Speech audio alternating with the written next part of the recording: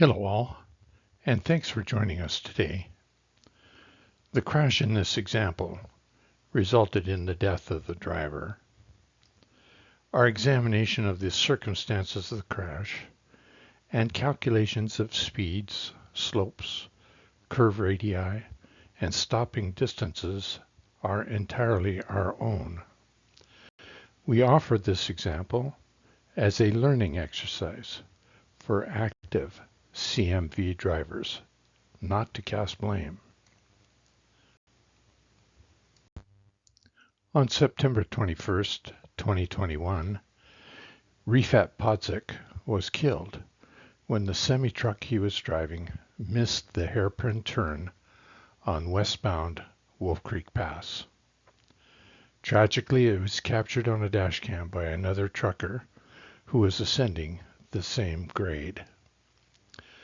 By doing a deeper dive into the fatal crash, perhaps the factors that can be identified will help other drivers avoid the mistakes that led to Rifat's death. Did device distraction play a role? Was complacency a factor? Did Rifat really understand the laws of physics at play during the descent? Had he been properly trained to drive on mountain roads? Highway 160 crosses the San Juan Mountains in southern Colorado. The westbound descent is particularly dangerous because there is a hairpin turn located 6.2 miles below the summit on a 6.5% downslope. Our goal in this review of the crash is not to point a finger of blame, but it is to help you understand the factors that led to this tragedy so that it never happens to you. The video from a truck climbing Wolf Creek Pass eastbound captured this out-of-control westbound rig miss the curve and plunge over the cliff.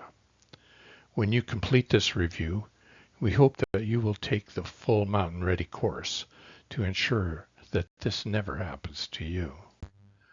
The descent into Pagosa Springs on Highway 160 over the Wolf Creek Pass is long and steep.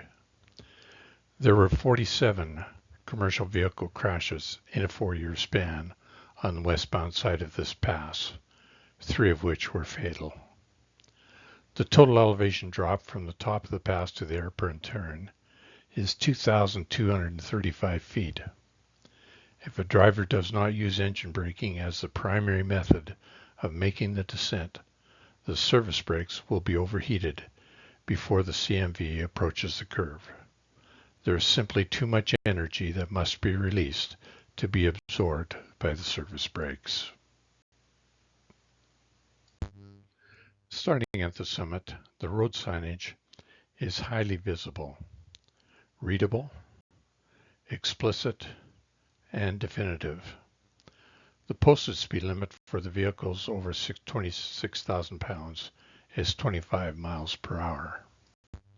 There are 2 emergency truck escape ramps on the descent. The second is only 1/3 of a mile before the hairpin turn. The entrance to the second ramp is illustrated here. If the driver had taken the escape ramp, it likely would have saved his life. So why didn't Rifat take the escape ramp? If he knew that his service brakes had failed, he would have been looking for the ramp. It is more likely that he did not discover that his service brakes were overheated until he saw that he was approaching the hairpin curve. Imagine the terror he felt when he attempted to slow down, but there was no response to pressing hard on the service brake. There are 8 curves between the summit and the hairpin curve that meet the threshold curvature to be identified as red spots by the RoadAware app. As you can see by a visual inspection of the graphic shown above, most of the curves have low curvature, which permits them to be negotiated by a CMV safely above the posted speed. The low curvature may have been a factor that led Rifat to complacency. The slope on this descent is steep and constant. It descends 2,235 feet between the summit and the hairpin curve. The amount of potential energy that must be released during the descent is about 20 times greater than the kinetic energy of the same truck at 60 miles per hour. Yes, your service brakes are powerful and will decelerate your rig from 60 miles an hour to a stop in about 10 seconds, but they cannot do that 20 times in quick succession. Rifat likely died from a combination of inadequate training, ignorance of the laws of physics, and complacency. His rig was going approximately 60 miles an hour when it hit the barrier. Taking the online Mountain Ready course can save your life. Study these lessons. Learn the principles of safe driving in the mountains and on all roads that have difficult geometries. Apply these lessons consistently and you will be a safe driver.